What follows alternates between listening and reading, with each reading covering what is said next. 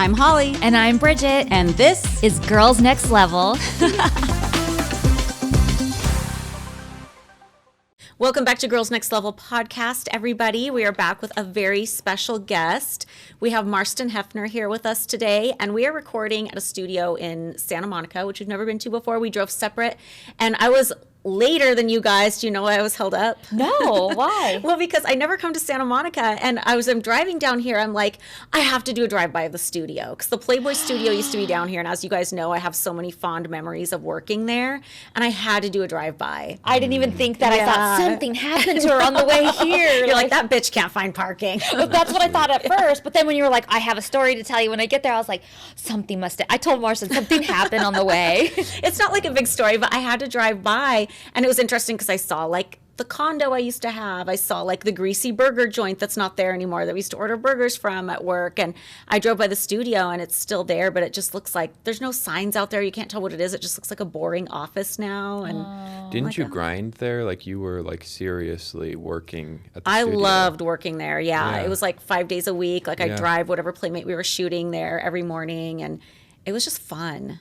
I remember you were like it was a good coming up at the Studio West. It was people were talking. I remember. It was a fun time for sure. So what have you been up to since we last talked? Remodeling, dad life?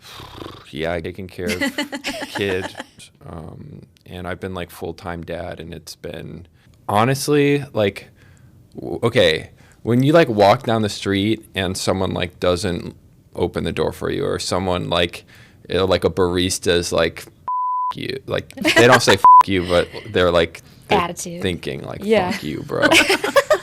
I have like a lot more sympathy for people under like, because I think that people like that are really stressed out, and they're just like overwhelmed. Totally. And I've experienced that a little taste, and I'm really glad I have, because I feel like I empathize more with the kind of the world a little bit more, because it's nonstop.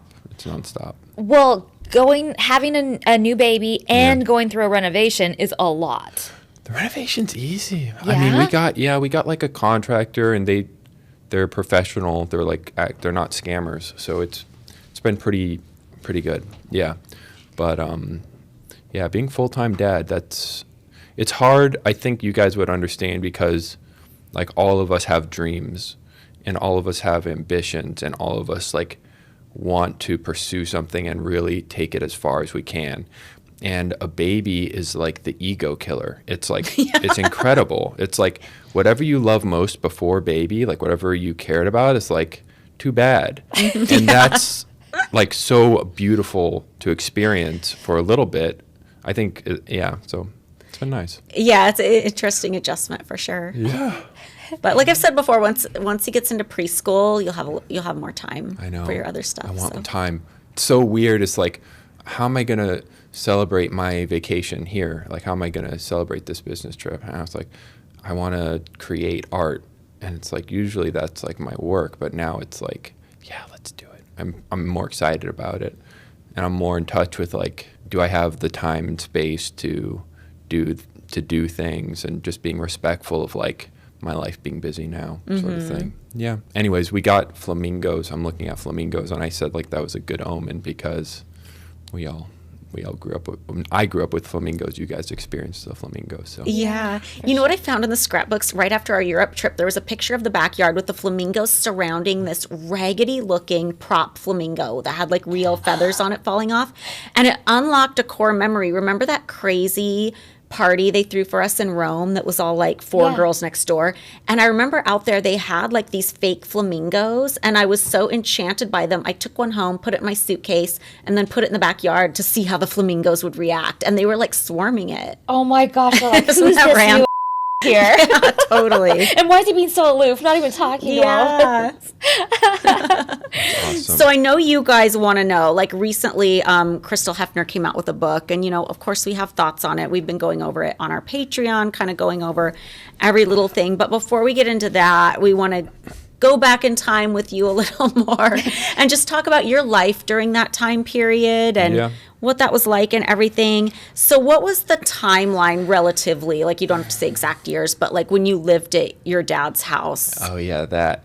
So I was in, San Francisco, University of San Francisco, figuring out my sexual identity, very serious time. And then I met Claire, and then we were dating, and Claire wanted us to live together. And so I moved to Los Angeles. Not moved, I came back to Los Angeles, and I was staying with my dad for some reason. I don't know why I wasn't staying with my mom. And I was staying there from maybe, the dates are hard to understand, for me to understand really, but I would say 2010, I was living there for about like 4 to 6 months. And then I left. I went back to college, back to San Francisco. And then there was another time where I graduated Chapman University, philosophy undergrad, and I was vaping in my mother's house. And she said, "Are you vaping?" I said, "No." And she said, "You got to live with your dad." And I This is said, so relatable. "F you." Yeah. It's like, "You don't love me. How could you?" And so then I lived with my dad for, not sure how long I was there for, maybe like a month or two. And you lived in room 3? We lived in room 2. Oh, you did? I thought it was room Yeah. 3. Yeah, for some reason I thought room 2. 3. Room 3 was my childhood bedroom, but room 2 was like my favorite room. Yeah. One of them. I loved room 2. So actually, I might have been in room 3 when I first stayed there. And then I think Anna left, and then there was the other Trisha. Shout out to Trisha. She was really sweet. And I think she left too, because Crystal, there were rumors, and these are all rumors. Everything I say here is a rumor. But she wanted to be like the only girlfriend. And then it was just, and then me in room 2. Yeah. I'm curious, was room 3 still pink? Yeah, I think it was. Because I know at some point they changed it. Like they painted it back to blue. And I was so sad. I was like, oh. When you were there, did they have the circular bed? They had my dad's circular bed there. Oh, so I had a circular bed in there, Yeah. but I took it with me because it was one that I got. And then they put your dad's circular bed in there. Yeah.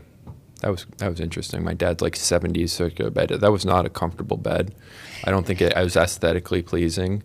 We talk about that bed a lot, even recently. Yeah. Like, it gets a lot of airtime on this podcast. It does.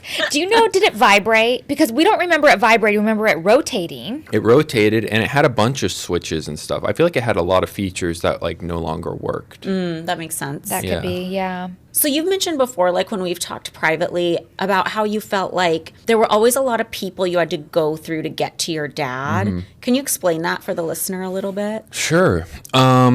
This is all my opinion. Let me say it again. So there's like, yeah, I think it's pretty common for like very high profile celebrities to have these like power structures.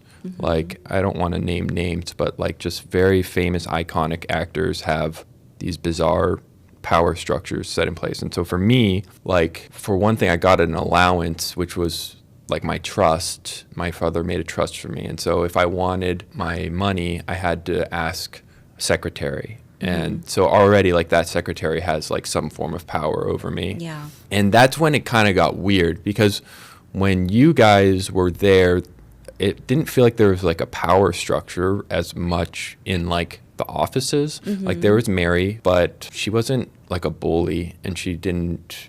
And so like immediately when, in my opinion, when Crystal came in, there started to be like tribes. And so there were people who were like on Crystal's team. And so there was that. And if I wanted to, I don't remember asking anybody except for the butlers, like, "Hey, is there a seat open at the movie?" when we would go to the movie nights. But like, and I don't know, I'm like I try to be more polite. Like I almost try to be overly polite, because like I come from a Southern family, and like manners is really important. So like a part of it could have been that, but like I remember being like kind of scared to ask people for permission for things. Like I would text Crystal saying, "Hey, is it okay if I sit on the couch for the movie night?" Or, "Hey, is it okay?" I would ask these questions, but I'm like a pretty polite person, so maybe that's what it was. And it wasn't even like, I wouldn't say that was Crystal doing that because like the system was already put in place for that. Like you guys know kind of what it was like. But like I remember reading in Crystal's book, like she felt invisible and she felt like she didn't matter and she felt like nobody cared about her opinion. And then she noticed that like when she was around my father, people treated her differently and they started to like listen and they started to maybe be scared of her a little bit. And I think that feeling of like I matter is addicting. And I think she was like she basically liked climbing that, being in that position where, you know, you had to go through her or you had to ask her for things. Like she controlled the, I don't know this, but I read it in a book and I've heard it from other people. So I don't know for certain, but she liked controlling the guest list. She liked taking girls off and on the guest list depending on how whatever the whims were at the time. And so like the idea of control and power, I think for her maybe growing up in a situation where she didn't feel very much like that, and I think she did that. It's interesting too because we've been going through the book and stuff like that, and it's interesting how much she talks about power and learning how to gain power and where to stand and how close to power you can get. And she brings it up quite a bit, and we're saying, even though she says in her book that she feels kind of, she doesn't come right out and say victim, but she says a lot of victim-y type things. But yet at the same time, she's also saying how she's gaining power and looking for this power. And we're talking about how it's very interesting. It's almost like her tell is in there, but she's trying to cover it up with other things. So we're just going into it, I think. I really like UFC fighting, so this is like my verbal UFC fight. I feel like it's so fascinating what you just said because, one, I felt like a fool. Like I was talking to you guys and I was like, I think, let me iterate our coffee's here. Are we a coffee break? Okay, keep going because it was fascinating what you were just saying. Yeah, what you said was really good too, which is that, okay, so I felt like a fool because I remember texting you guys, and text is always like more blunt than I think it actually is, but I was like, I think this might be a master manipulator. Do you remember this moment? And you said, take out the word master. Yeah. And I was like, God, don't be so harsh, Bridget. But like I had gone on her podcast, and this is someone I really like. Like this is someone who I trusted, and I like that she's nice to me. And also, like, the book reads like that. Like, the book reads like I was empathizing with this narrator going through an awful, you know, the writer was good. The writer did a good job. And what you're saying is so important, which is, like, there's stuff, you have to look underneath it because what you're getting is, like, the actions are not matching what is being said. Like, this is kind of what's happening, where it's, you know, she's doing this social justice woke thing, and she's not after the money, she's not after the fame. But then, you know, in my opinion, I could be wrong, but I think her Instagram followers are fake. Underwear drawers are like the wild west of wardrobes. We know we've got advice questions about that. People are like, how do I organize my lingerie drawer? There's no rhyme or reason to them. Anything goes. You've got pairs from 3 birthdays and 2 Christmases ago, pairs from 5 different brands with 5 different fits. When you open that drawer every morning, you have no idea what to expect. Now that I've felt the buttery soft comfort of Me Undies, my other pairs have got to go because Me Undies is all I reach for. I'm hooked, and honestly, I just feel off if I try to wear anything else. You just mentioned how buttery soft they are. I'm literally wearing them right now because when we do these recording days, we're here for a while, and I'm like, I want to just be comfortable while I'm sitting here. They are so comfortable and so soft. And when I'm digging through my drawer, I don't even have to have the lights on. Like, I know when I'm touching them, they're that soft. Yes. And they come in cute prints. Like, I have fun ones with candy and witches and all kinds of things on them. And you can get matching ones too with your bow. Oh, cute. Yeah, it's really cool. From all black classics to fun expressive prints, Me Undies has a look for everyone. Plus, they come in sizes XS to 4XL, guaranteeing a flattering cut for every body. Me Undies isn't just about underwear. Explore the lounge collection featuring comfy joggers, hoodies, onesies, and more. And their Move Me activewear collection is the softest activewear on the market. Get 20% off your first order plus free shipping at MeUndies.com/nextlevel. That's MeUndies.com/nextlevel for 20% off plus free shipping. MeUndies, comfort from the outside in. I think she purchased them. Yeah, a lot of people think that. They pointed out there's a lot of bots. It's pretty easy to see, in my opinion. So if you're not interested in fame, why are you buying Instagram followers? Yeah. If you're not after money, then why was she hustling as Crystal DJ Hefner? And she said that she was building a real estate empire, but she was building it, one, as a Hefner. So she did need to be there in order to build it, in my opinion. And then, like, there was a home that my father purchased for her for, I'm not going to say the amount, but it was a big home in Los Angeles. And I heard, I do not know, but I heard that it was far beyond his budget. Like, it was not wise. Mm-hmm. And I heard that his financial advisors were like, don't purchase this, dude. Like, you can't afford this. And my dad never cared about that sentence, I don't think. Yeah. Wise with money.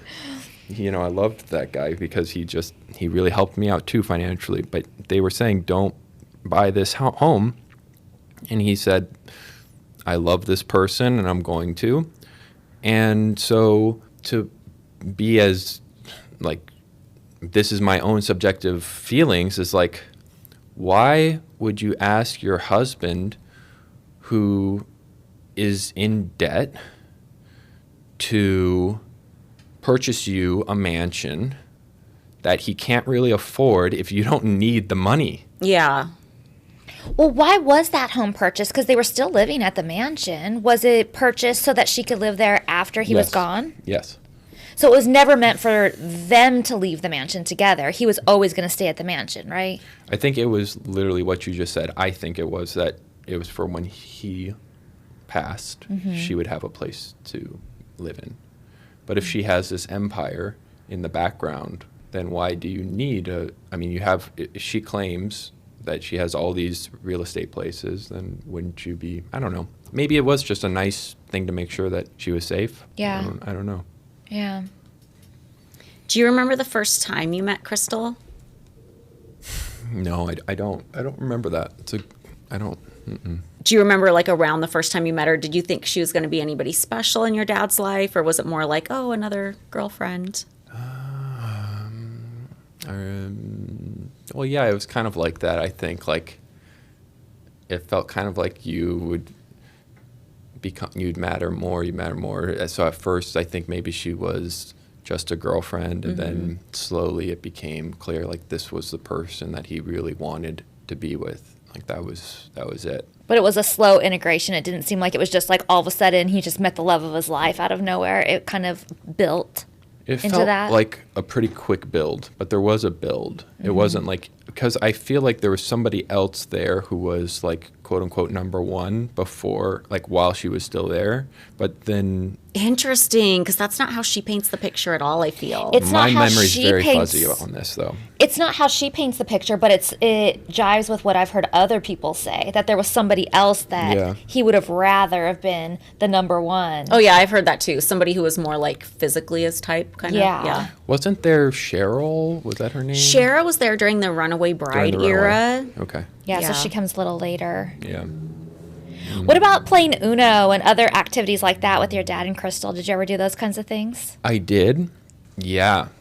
So Uno was very fun way to, like, be with my dad, play Mexican Train. He he was pretty happy-go-lucky. Yeah, it was nice. But then towards the end of Uno and this is like where, okay, if you're the audience, you're going to be like, say something nice, or you're going to think this is, like, too depressing or something. But I just got to, like, be real with how I felt at the time, which was that I remember from my memory, which this was a long time ago, Crystal's mom was there and she was drinking wine. She drank wine a lot.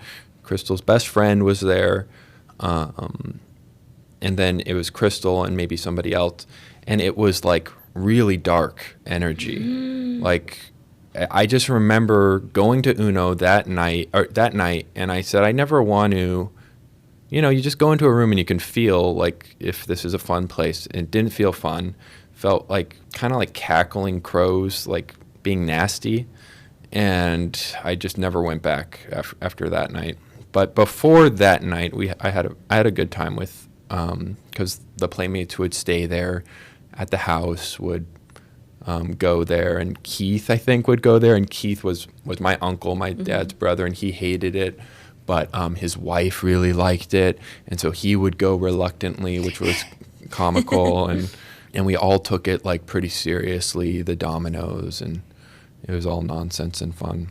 That's what I really liked about my dad, is like he always had fun with like nonsense. Like dominoes was a great joy to him. Just movie nights, like the simple. It's like he built everything in order to enjoy those things. It's kind of how it felt. Yeah. It's interesting you say that about game night, because we just interviewed a Playmate of the Year who said the same thing. Like, after we I'm left, glad. Yeah, she went up to play her. Uno with, it was like Hef, the twins, Crystal, and a couple other playmates. She said she doesn't remember who. And she just said it was such a negative experience. Like, I'm paraphrasing her right now, but she said that the girls were really disrespectful and it just didn't feel positive, and she didn't want to be there, and she felt yucky. That's exactly was my experience too. Yeah. What do you guys think about, because kind of the main reason why I wanted to come on here was to talk about like how like Crystal will say something, but then her actions are different. Like, have you guys heard anything about, like, what do you think about when you hear her say like, I'm not after money and fame? It's I don't even know how to answer that succinctly, because I have a lot of things that, as far as the audience is concerned, is hearsay, but it's from people I trust very much who were close to Crystal at the time. And they have all kinds of stories about, like, Crystal, the reason she did the whole Runaway Bride thing. Like, she says in her book, it was because she didn't feel like she was fairly compensated for the Runaway Bride special. But what I heard years ago was it was because she was unhappy with the prenup, because your dad wanted to give her $2 million in his will, and she said, that's not enough to buy a house, I'm being taken advantage of. And they got in a huge fight over it, and he said, I didn't know I was marrying a gold digger, this is all hearsay. And she like freaked out, and then the Runaway Bride thing happened. That's what I heard. I also heard she was like asking for like $5,000 a week in allowance while she was there, which is like fine if that's what you want to ask for and that's what he agrees to. Right. But like, clearly that's where she's getting the money to like invest in all her real estate investments, but she's trying to act like she never got a penny from him. That's and exactly and then kind of she's my just point. This magical girl boss who's making $7,000 a day DJing, and she just magically turned that into a real estate empire. But like, I studied real estate investment at UCLA when I was there. Like, I was on like the regular allowance everybody else was on. I know what's doable, and you don't leave there with 8 properties in Los Angeles. Yeah. And That's it's kind of just my like, point too, where it's like, be real. Be real. Yeah, you have, if you're making money off of this situation, I love that. Good for you. Like, be transparent about it. There's nothing to be ashamed about, like, building an empire from my father who's like helping you out, and you build it yourself, which is like what you girls did too, by the way. Like, there's nothing wrong with that. But don't say that like you're such a boss bitch and doing all these things on the side, but like really all the money is coming because you're I don't know. Yeah. Yeah, I feel the same way. Like, I feel like if she was like, okay, I'm getting married to a guy who's going to pass away, I'm spending my 20s here, and I'm not building a traditional career, like if she feels like that's what she needs in compensation or to take care of herself, fine. But like, why are you acting like you didn't get a penny? You know? Yeah. It stumps me. And like, this is all kind of like hearsay stuff. Like, I wasn't there seeing like what she was given in the end, but I think we all know that it's bullshit. Yeah, I kind of wanted to talk about what she was given in the end from my, I need to protect myself, so this is my opinion. And it really is not just about protecting it. It's like, this is very like hypothetical. Like, I'm just trying to figure it out in my head, like hunches and things, which could be completely wrong. But like, we all got an inheritance, like me and other family members, and she got an inheritance. And like, if she that's Ghosty. Yeah. if she doesn't want money, then There was like a point in time. Did you guys know that he was like really sick, like towards the last 2 years of his life? Remember, I kind of told you that you guys that. So he was like really sick, and that's why she got all these NDA things. According to her, she didn't want people to see him like not able to walk, not able to talk. I mean, we're talking about, in my opinion, for 2 years, I would play backgammon with him every Sunday, and he didn't know what moves to make. This is a game that he's been playing his whole life, and he didn't know where he was, and he didn't know what fucking moves to put on the fucking pieces. And so like an hour would pass, and he would become more coherent. And I'd be like, "Oh, Dad's here. That's nice." And then I could have a conversation with him and talk to him, and then he would probably experience pain because he had like really bad back pain because he never worked out, and like me, he doesn't have good posture. And so they dose him with fucking medication, which who's wrong or right? All I know is like people can't say no to these people. So they didn't say no, so they fucking doped him up whenever he wanted to get doped up. And he wasn't here. He was so doped up that he didn't know what was going on. The very last thing I ever said to him was, he said, "I don't know where I am." And I said, "Dad, that's not good." And he looks at me and goes, "I didn't fucking say it was good." I was like, "Okay, Dad, I love you too, bye." And then they wheel him off, which, but my point is like I brought it up to some people, and by the way, they didn't agree. So this is like very much maybe my opinion. And it's not that they didn't agree, it's that I don't think anybody wanted to say he's not here anymore. Yeah. Because So the year that he passed away, he changed the will. I don't remember if Crystal got more than us or whatever, but I do know, perhaps, maybe I don't, but there are these hierarchies in the will, and I think maybe it's built in, but like the wife will get the money first, and then there will be, and it goes down like that. And so the first person who got the money, in my opinion, if I remember it, was Crystal. And I was looking at that when I was getting the inheritance, and I was like, why, when he wasn't here, when he didn't know what the fuck was up or down half of the time, why would he change his will? I mean, that's very creepy. I didn't even think you were allowed to change it if you weren't in your right mind. Legally, he was. And that's why I sent an email saying, I don't think he's competent anymore. Yeah. Guys, can we like agree on this? And nobody really wanted to address what I perceived as the elephant in the room. And then more than that, it's like, why is it when somebody can't play his favorite thing and doesn't know where he is, why is he changing his fucking will? This show is sponsored by BetterHelp. You know what I really needed to get off my chest? This is coming up in an episode we're going to be talking about in a couple weeks. It's my most embarrassing episode, and it was when I finally broke down in front of the camera. It took me a season and a half to finally show some emotion, and it was because I kept everything just pent up inside me. I felt like there was nobody I could talk to. I didn't have a therapist at the time. Like, we talked a little bit about it, but sometimes you just need like an outsider's perspective. Definitely. And I have been using therapy on and off throughout my life ever since I left the mansion, and it has been the best thing ever. If you're thinking of starting therapy, give BetterHelp a try. Just fill out a brief questionnaire to get matched with a licensed therapist and switch therapists anytime for no additional charge. Get it off your chest with BetterHelp. Visit betterhelp.com/nextlevel today and get 10% off your first month. That's BetterHelp, HELP.com/nextlevel. Why are people allowing that to happen? Yeah. It was so bizarre. Yeah, that's really creepy. It's very suspect. You know? Yes. It's like bad writing. It's like if you wrote that as fiction, somebody would go like, stupid. Like, you know what I mean? It's like people will be like, everybody knows you can't do that, but it did. Yeah, or that's too cliche. It And doesn't feel right, too. No. Like, if you're protecting your husband, and this is just my opinion, I know I have to keep saying that, guys, but maybe understand why I'm saying that. If you're trying to protect your husband, would you let him like dramatically change like his finances like when he's not?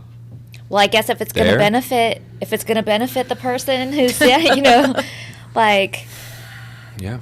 oh, you want to give me 50% more? Okay, yeah, go ahead, sign that. Make those changes. Yeah. I don't know. It's just very strange to me because the person I knew wouldn't have picked Crystal to be the president of his foundation. I have something to say about that as well, which was I'm like processing all of this in a very maybe naive way because I was on her podcast and we had a really nice time. And so I'm like, I have questions that I would like answered. Mm-hmm.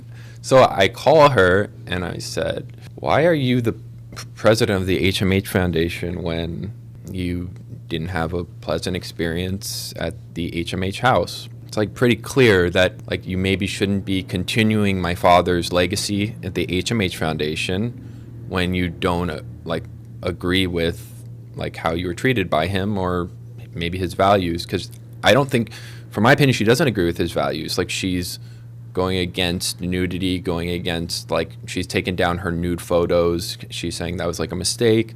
And she's told Heidi Montag that it was good that she didn't pose nude. So it's like, so you have someone who believes that nudity is not good running the HMH Foundation. This is my opinion. That sounds crazy to me. So I asked her, I was like, why are you doing this? She said, you know what? She made a very interesting play, which was, so she said, you know what, that's a good point, Marston. Maybe you should be the president of the HMH Foundation. It's like, well, that's not what I asked. Are you interested in doing that? Is your brother interested in doing that? Yeah, sure. I would do that. But I was like, so immediately she's giving me favors and she's saying, you know, this power that I have, I could give you some of this because the questions that you're asking I don't like, but like if you're friends with me, I'll do these things. And it was very much, in my opinion, a manipulative move where she didn't answer why did she keep the last name. I mean, obviously it's like benefiting her to keep the last name. We all know it. The last name's powerful. It's why one of the reasons why I'm here. One of the reasons why I'm successful on social media and OnlyFans. Okay, so we keep the last name for that reason. Clear. She's not honest about that. She's saying she's going to change it or whatever, but it's very obvious that's why she kept it.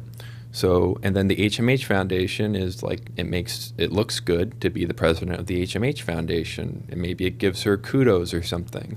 But I have another theory. Yeah. When I saw your dad's will, which was in 2008, and granted this was years and years before he passed, so things might have changed, but when I saw it after estate taxes, from what was left, half of the money went to the foundation. I mean, maybe I'm being cynical, but that's just where my mind went. Well, for me, it bothers me that she had people sign NDAs, but yet she is president of this foundation, which is, you know, all about being able to freedom of speech. Yeah. But has everybody sign NDAs? That's what's bizarre is that she's clearly like not, in my opinion, she's clearly not for the values that my father represented, yet she's running his legacy from now on. And then she's also making the book. There's such a conflict of interest, and it's pretty apparent. 100%. It makes no sense. Yeah. It doesn't make sense. Yeah, it's really weird. Another thing interesting in her book, too, that Bridget and I were talking about in the review that we were doing, is she talks about how allegedly your dad said that he wanted her to be to the head of his foundation and be in charge of his legacy. But in the book, she never talks about what the foundation stands for, how she feels about potentially running it. Does she feel up to the task? Does she think it's weird that he asked her and not one of his kids? Like, she never talks about any of that stuff. And that's kind of poor for the reader experience, you know, as far as reading the book. But I also find it maybe a little telling that she doesn't even understand what the foundation's about, perhaps. Yeah. I mean, the foundation is furthering my father's legacy. She's written a book that pretty much destroys my father. Maybe not. I mean, she also she makes it pretty clear, in my opinion, that she's not for the legacy that he left. So, like, what's the deal? Why why be a part of this unless it's clout? Yeah. Right? Or money. Yeah. I don't know why. It just doesn't. It's really like, that's one of the reasons why I came on here. It's like, it just doesn't make sense. Yeah. And we all kind of know, like, we know it. Were you surprised to learn that your dad got engaged to Crystal? No. It was very much, I was talking to you. The writing was on the wall. Yeah, the writing was on the wall. I was talking to you about this. Like, he would have Crystal sit next to him when they would do the movies, and they would, like, listen to, like, whenever a romantic moment would happen in a movie, he would turn to Crystal and say, like, whatever the most romantic line was. And then I got like, oh, that's really sweet. So I would do it to my girlfriend too. And I still do that to Anna sometimes. So it was so clear that he was like crazy about her. Yeah. And then he would also say that he wasn't going to make, what he said about you. He's like, he wasn't going to make the same mistake that he made with Holly. Yeah. So he wasn't going to. He said that? Yeah. He would say that. I know we were talking about this earlier today, but Crystal writes in her book that he would watch, the love stories, specifically Casablanca she's talking about, and at the end he would be all teary-eyed. And it really bothered me how she interpreted that, because she would say, like, oh, he was all teary-eyed at the end, and then he would look at me like, do something about it. And I was talking to you earlier about it because I don't feel like that's what it was. I feel like he just had that really romantic side to him, and it was very sentimental for him to hear those lines and for that movie to be over. Yeah. And he didn't mind that people saw a tear in his eye over it. And I don't think that he was looking to her to fix it or to make it better. He just wanted her to know that it touched him, that movie. And see how other people are reacting too. That's more how I took that kind of thing. Like, oh, do you like this too? Or, Yeah. Yeah. There was, that's kind of what we were talking about with, it's bizarre to see where her, like, how she views the world, basically, sometimes in the book, where when my father would get emotional, like I get emotional too when I watch romantic movies, and it's like a show of vulnerability, a sweet moment, a tender moment, and like she looked at him while he was crying and said, like, why, and she didn't say it, but she was thinking it in the book, why, what do you want me to do about this? Why do you want me to fix you? Like, kind of like almost violent towards somebody who is pretty much looking at her saying, like, I really love you. Mm-hmm. Like, this is a really important moment for me. I know that feeling too that my dad experienced there. And it's like, it's just, I think for the reader, it would read bizarre to see, for Crystal to think that way in that situation. And then another thing was she labeled the Peacocks as like dying, and which is funny. But like I'm next door to you guys, and whenever I heard the Peacocks, I was like so blessed. Like, these are exotic birds, like crying out, and they're in our backyard, and it's amazing. It's so cool. And it just, I think it does, like, those moments peel back, I think, really what Crystal experiences, in my opinion, how Crystal experiences life, which is like sad and angry and like really negative. It's like, I kind of feel bad for somebody who goes through life in that lens. Like, you're at the Playboy Mansion, you're overwhelmed. And I don't know, maybe I do empathize a little bit, because like something that I listened to you guys was like, it all happens so fast and it feels out of control, and you don't know, like, yeah, I don't know. I love the convenience of like meal delivery services and that kind of stuff, but I'm a super picky eater. So I need to be able to like go in and itemize each thing and like pick and choose exactly what I want on there or not. And with Hungry Root, I can do exactly that. It sends me like meal suggestions and exactly all the ingredients that they would send me for it, but then I can go in and substitute things out, which is so perfect for me.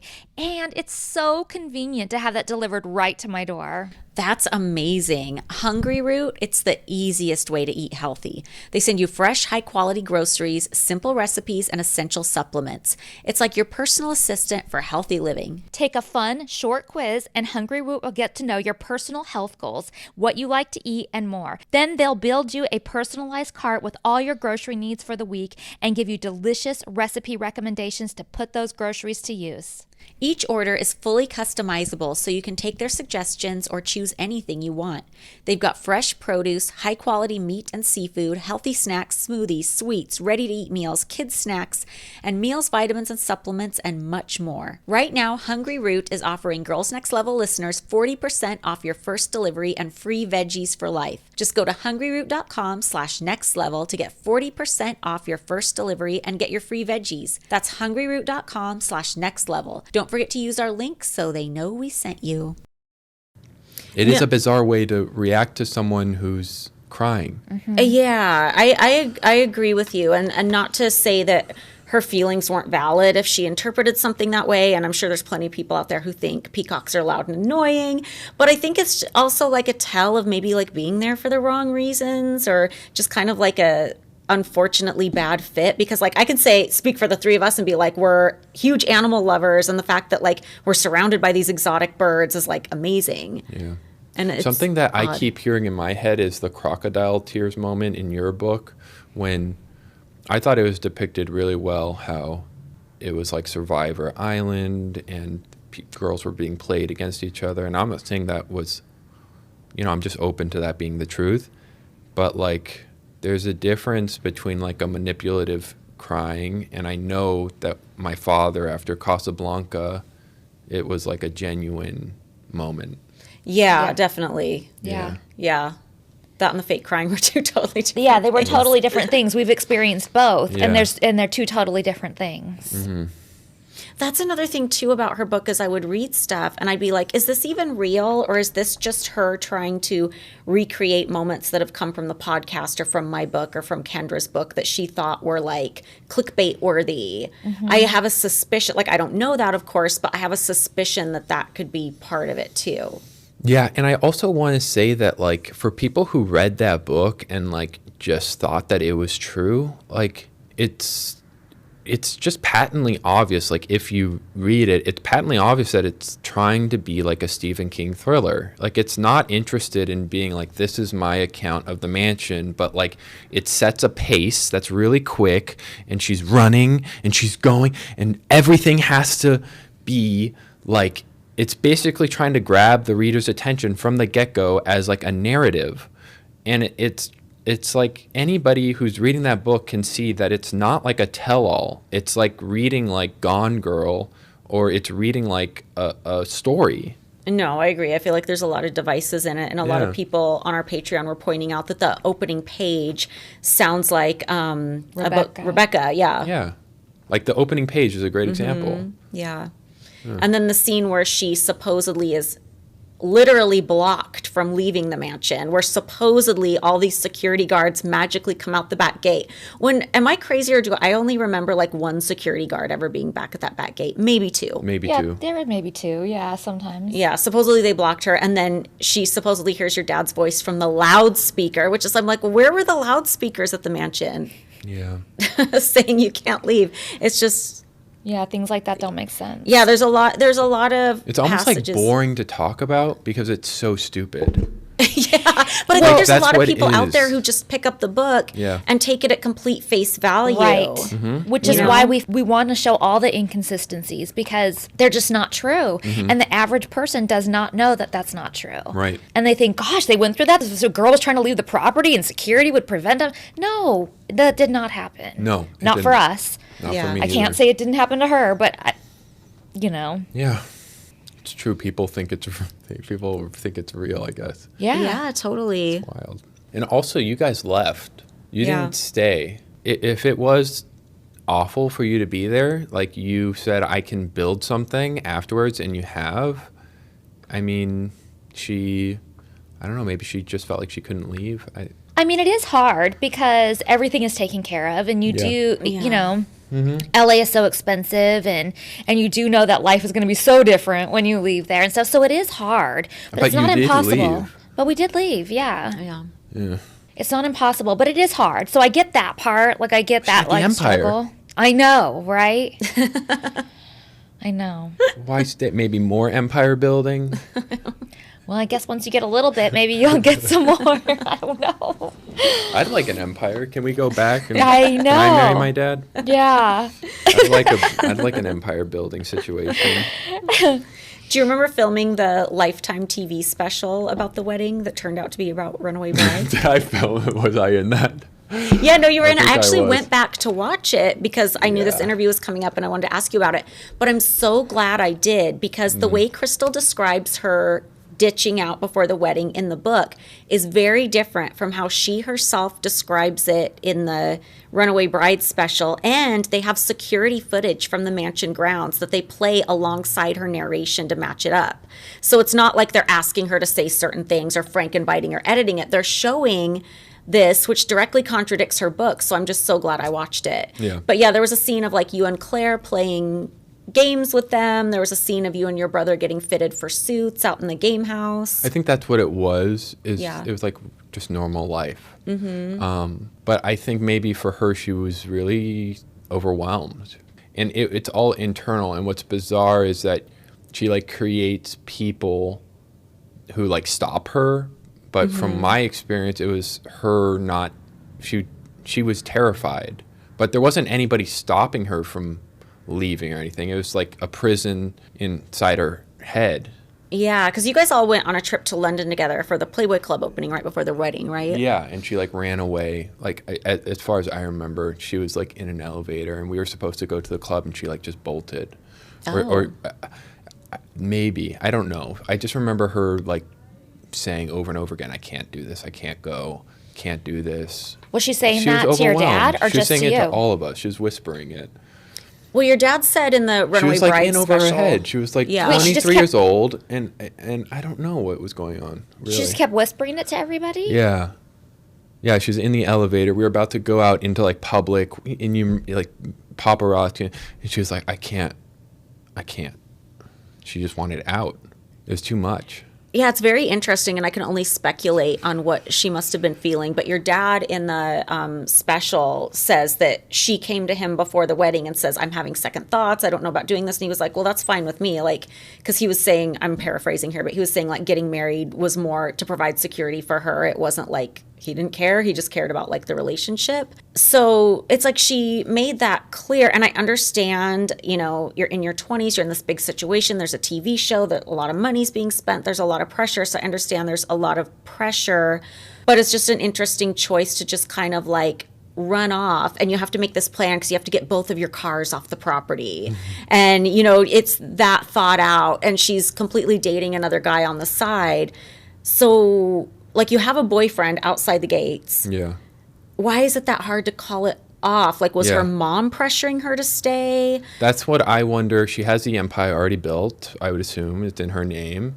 And she has the boyfriend, like, so fame. Yeah, I don't Fame, know. right? I guess Crystal so, Hefner. yeah. Or maybe like her mom's expectation of her, or maybe she was like, oh, I have to get married to like secure the bag. But then she didn't, she ran off. It's weird. And like, I understand, you know, for a young woman, it's an intimidating situation to break off. So I don't want to make it sound like so easy to cancel it. But she Yeah. had enough balls to talk to him about it and say, I'm having second thoughts. And he was like, okay, well, we don't have to do it, supposedly. Yeah. It's all the wrong reasons for sure. Because Yeah. if you were there for him, she would have been down. But she was freaking out. Yeah, it's interesting. Yeah. Well, also it goes back to what you were saying at the beginning. If it had something to do with the prenup and not feeling like she's, you know, getting enough, then she pulls out at the last minute because he wouldn't change that. Yeah, that's the rumor I heard, which I feel like that is a pretty clear-cut explanation. Yeah. But we'll never know. So when Crystal did take off, do you remember how you heard about the wedding being called off and what you thought about it? I don't remember.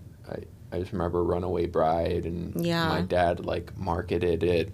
He turned it into like a funny thing, like with the Playboy Yeah, with the cover. magazine she's on, yeah. When life gives you lemons. Yeah, yeah. I mean, he was pretty good at rolling with the punches. Mm-hmm. Yeah, Did you go to the actual wedding when it happened? Did you have a role in it? yeah. I think I went to that. Yeah. It was nice. It was nice. I don't know. No comment, really. I don't know. There was hardly anybody there, though, right? It was very small. New Year's Eve. Yeah. There was like I want to say, didn't somebody say there was like 10 people there, which I find hard to believe. No, there were But more. Well, in her book, she says no friends, but Ashley was there. I know. So I guess she forgets about Ashley. Yeah. Poor Ashley. Yeah. Yeah, there were. It was small, but there were more than 10 people. It was like the great hall in the great hall, and the great hall was full of people. Yeah. Did you notice after your dad got married again that the guest list at the mansion started to shrink? Yeah. Yeah. I remember hearing stories of NDAs and just guest lists.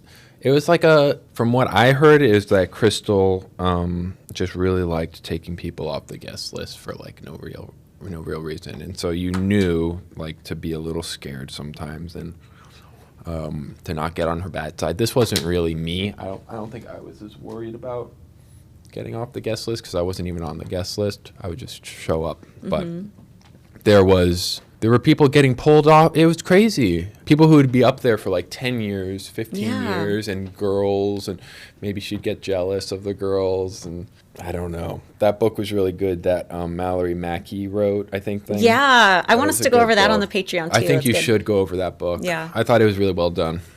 Yeah. But in that book, it talks about, which was, obviously I wasn't there, but the book talks about just like this inner circle of friends constantly coming in and out, and a hierarchy of friends, and then people getting on the list, taken off the list. And it sounds so stressful, man. I'm just glad that I didn't have to deal with any of that. Yeah. And when did you start hearing, do you remember when you started hearing about like when people were being asked to sign NDAs? Yeah. I don't remember the dates, but I just remember people were doing that. I am loving my wild grain. Nick begs me to like make these chocolate chip cookies. I think they're our favorite thing in the box. I mean, everything is really, really good, but these chocolate chip cookies are like to die for. And the homemade pasta, or like fresh pasta, it's so good. We get these garlic shrimp and put the pasta, and then I make one of their sourdough breads. It's just, the house smells amazing. The sourdough bread could be the best sourdough bread I've ever had. And the fact that you get it, and the hard part is done. The loaf is made, but you get to stuff it in the oven, so you get all the baked bread smell. It's like the best of bread. Yeah, and everything is done super quick. Like even baking the bread takes like 25 minutes or less. So it's great. I love it. Wild Grain is the first ever bake from frozen subscription box for sourdough breads, fresh pastas, and artisanal pastries. Every item bakes from frozen in 25 minutes or less, no thawing required. And you can now fully customize your Wild Grain box, so you can choose any combination of breads, pastas, and pastries. You can even build a box of only breads, only pastas, or only pastries if you'd like. For a limited time, you get $30 off the first box plus free croissants in every box when you go to wildgrain.com/nextlevel to start your subscription. You heard me, free croissants in every box and $30 off your first box when you go to wildgrain.com/nextlevel. That's wildgrain.com/nextlevel, or you can use promo code nextlevel at checkout. As far as my memory serves, she told me that it was because she didn't want people to see my father in that state. I think that seems like a valid reason. Do you believe that's the reason, or do you think it's part of the reason? I find it such a bizarre reason. Like, why to not talk about someone getting old and dying, and it just seems like a control and power move to me. Like, I just couldn't imagine having my family and my friends sign an NDA because my wife has Alzheimer's or whatever he had. It's so bizarre to me. In my belief, I feel your dad would have been against asking casual friends to sign NDAs. Like employees who worked at the house had to sign NDAs. Like I feel like that's reasonable. You don't want a stranger coming to your house, digging through your medicine cabinet or whatever. But I feel like that was against his free speech principles. Me too. I don't think he would have wanted people to sign NDAs. Well, and not only that, but I have heard stories from the butlers where he didn't know why the guest list was, why everybody wasn't coming. And he was sad, and he would look out the window and be like, where is everybody? Don't they know they're missing a really good movie tonight? Why don't they want to be here? Yeah. And not realizing it's because they weren't allowed to come up. I could see that. He I'm one wasn't of even them. aware of it. I think it's because he wasn't, as far as I know, he wasn't in charge of the guest list. And so, yeah. I mean, ultimately, at least when we were there, he didn't do it on a day-to-day basis. It was somebody else's job, but he had the final say. Yeah, for it sure. didn't. I think it, in my opinion, that changed to Crystal, like completely in charge of the guest list. Right. Yeah. I think so too. So when Crystal first announced that her book was coming out, what did you think of that? Were you excited to read it? Did you think it would be truthful? I was so excited to read it. I think we all had the same reaction, Yeah. which was like, this is going to be so juicy. Yeah. Like, give me the tea. And I was like going to dig in. I was going to like, I didn't know about this. Holy are you kidding me? And we were going to like talk about it and be like, what the hell? And then I read it and I was like, there's nothing even here. It's just like so boring. And then also I kind of related to her in a certain way. Like I was empathizing with her. And then, but there's no tea. Like there was no behind the scenes reveal. It read like Gone Girl. I just didn't even know what to do with it because it was like fiction. And people don't know that it's fiction. So if you're reading that thinking it's nonfiction, like I'm telling you right now, you're reading a book of fiction, thinking it's real, and that's what's happening, in my opinion, because it was like I was disappointed because I wanted like more behind the scenes interesting stuff, and it was just a thriller. I don't know. Yeah, I felt the same way. I was curious too because I would just hear people over the years like Kevin Burns talking about like, oh, they sold the company and he's not really happy with how it went, and just little things like that that I didn't know about. And I thought, oh, she's going to spill what happened with the company. She's going to talk about this. She's going to talk about that. And it's nothing. It's There's just nothing. Yeah. I don't know. Yeah, she heard so much. She has so much information, and she turned it into like a girl who's being that's what's so bizarre to me, is that she has these choices. Like she has so much privy information that we would love to hear about and that is interesting, and what did she learn from these experiences, and she's just chosen to take this very black and white, I was a prisoner approach to this fascinating life that she's lived. And I don't know, I guess I just disagree with that, but yeah. Yeah, it kind of bothers me too because I feel like obviously in the relationship, you know, your dad being so wealthy and everything and dating younger women who don't have those means, there's like a power imbalance. Yeah. But in my opinion, based on what I've heard, I feel like the power imbalance flopped because your dad wasn't operating on his faculties. He didn't have Mary there anymore. And I don't think it's fair to go around talking about how, you know, you were so abused in the power imbalance when the power imbalance flipped, like at least halfway through the situation. I think that's a good point. She had a lot of people on her team at the mansion, including the assistant and the nurse. She had control and this is all my opinion, she had control of the guest list.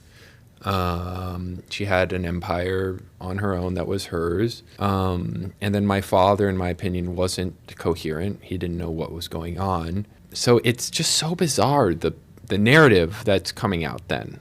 Like, given how I perceive it, you're trapped from a man who didn't know like how to, and who couldn't even walk back to his room.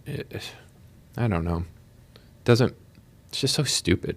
It's just so stupid. Yeah. But people, if people believe it, I mean, I don't know how many people really believe it, but if people do believe it, maybe this will help the conversation. Yeah, people can make up their own minds, but that's why I like going into it and talking about, you know, what we experienced and what we find different about the book. And, you know, I imagine more people probably talk in the future, and I think people can just listen to all of it and make up their own minds. Right. Yeah. And then it's like kind of how I view you two is that, okay, there was this toxic situation. You were so young, Holly, and you're making sense of this fucking crazy world.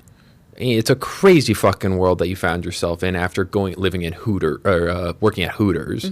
All of a sudden, you're getting money, getting fame, getting all these things, and then you are slowly kind of trying to find out who you are, and you're like, I don't want this anymore. And you could have waited him out. Both of you could have waited for the inheritance, and you could have waited for the money, and you both could have stayed, but you didn't.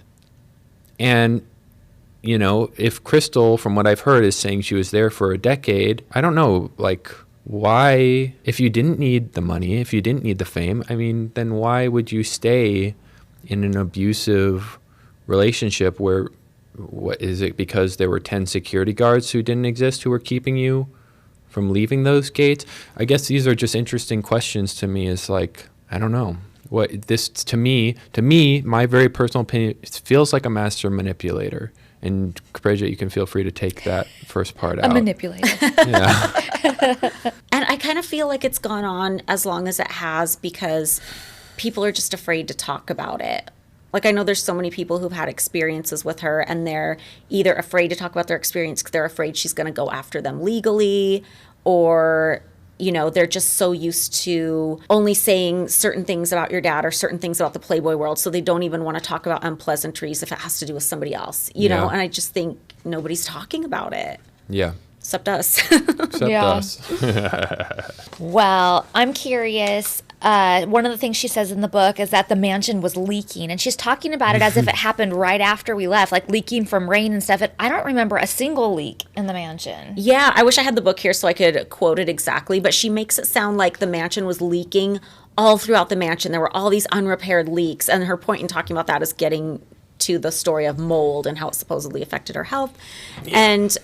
And she says it was right after she moved in, which would have been right after we left. And I'm like, I never saw a leak there at all, which of course, could a leak have sprung after I left? Absolutely. But I find it bizarre that all of a sudden there's all these leaks right after we left. I went there every week and I never saw a single leak. Yeah. So I think she maybe likes just, it's leaking everywhere. Maybe there was one leak. I don't know. A lot of hyperbole. Hyperbole, yeah. Mm-hmm. So we wanted to ask you about the mold. Was there really mold found at the mansion? Yeah, there was. And there was a fellow, Steve. Was that his name, Steve? Mm-hmm.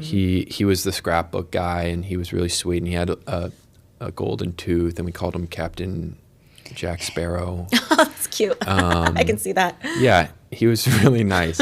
And I worked up there for my first job at Playboy. It was my internship. And I would always sleep, and he would be like, I don't mind that you're taking a siesta. And he would be sleeping too. We would both be sleeping up there, taking siestas. He'd like fall asleep in his chair as if he was working. It was like crazy. And then we talk a lot at the coffee maker. But he was right up there, like in the attic, like right next to the mold. And it doesn't surprise me that nobody checked, because people just didn't really check that stuff at the mansion. Did your dad ever talk to you about like plans after he passed, whether it was his funeral or where he wanted to be buried or anything Marilyn like Monroe, that? for sure. You knew that. He wanted to be buried next to Marilyn Monroe 24/7. He said that. Did he ever mention anything else, like whether or not he wanted to be like cremated or not? I have a story though, because I have heard that Crystal controlled the guest list for the funeral. Mm-hmm. I don't know if that's true, but whoever was in charge of the guest list for my father's funeral, shame on you, because there were people there who I've never seen in my entire life. Stop. And when you say funeral, you mean the memorial. The memorial.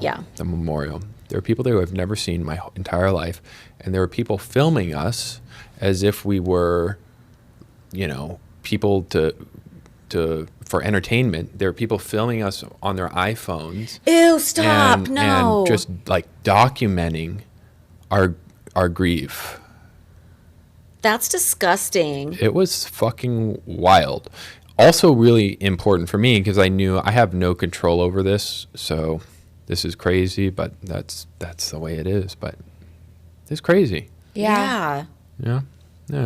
I don't like that. Well, I've been very verbal about not being invited and being upset about that, but I also have talked to so many people about it, and every single person I've talked to agrees how it went down is not what he would have wanted. I always wonder that, because he always surrounded himself around people that were not they didn't have his best interest, and they weren't there always. Like, some of the guests were there because they liked being close to power. So I always felt like this is the life that he made for himself, and this is what the funeral is, and it's definitely not what I wanted. I know that. Mm-hmm. It's not what I would have wanted. I don't think it's what you guys would have wanted. It would have looked different if we were in charge of that stuff. Yeah, but those were the people that he surrounded himself with. Yeah. So this is just us speculating, but why do we think it's so important for Crystal to like go out publicly and make it sound like she didn't get a dime from your dad? That's what I'm wondering. Why it's so bizarre, because it would be easy to say, thanks, Hugh Hefner, for helping me build this like amazing life that I have. Yeah, it's interesting. Like, I understand the urge to want to get away from like the gold digger stereotype and be like, no, I did this on my own. I did that on my own. Like, I understand that. But I feel like also she was married to him, and there's nothing wrong with saying, oh, I got this and I got that, big deal. Yeah. I think you're right. I think maybe. But she really wants to make it sound like she didn't get like a penny except for that house. And she always says they bought the house together. And I'm just like, it's extreme. Inferring she paid for part of it? I think maybe she wants people to think that. I don't know. Interesting. I mean, maybe it's just her being extreme all of the time. Like, she has to be the youngest. She has to be the this. She has to be there for the longest. Yeah, and she has to have made it on her own. She had to have, it wouldn't be awesome, Crystal, if she had help, so she did it. Maybe.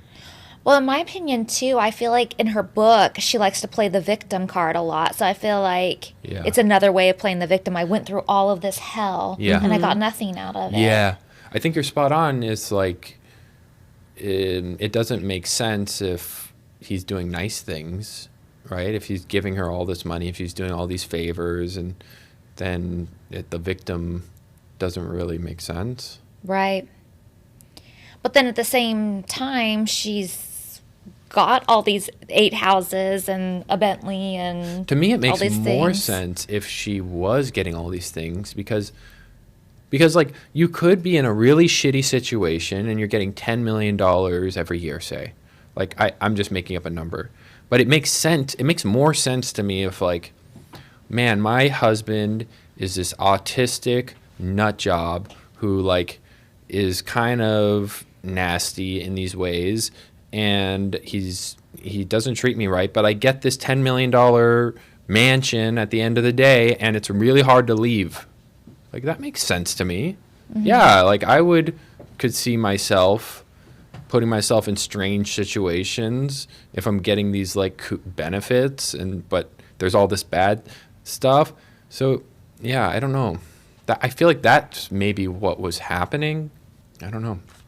Yeah, it's strange. It's just strange. Why not be honest with what, like why not just honestly say, so then we can all kind of process it.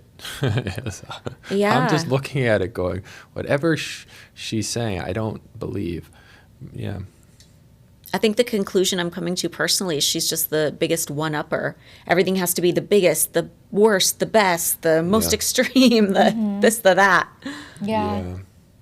I don't know. And black and white, too. I think it needs to be black and white.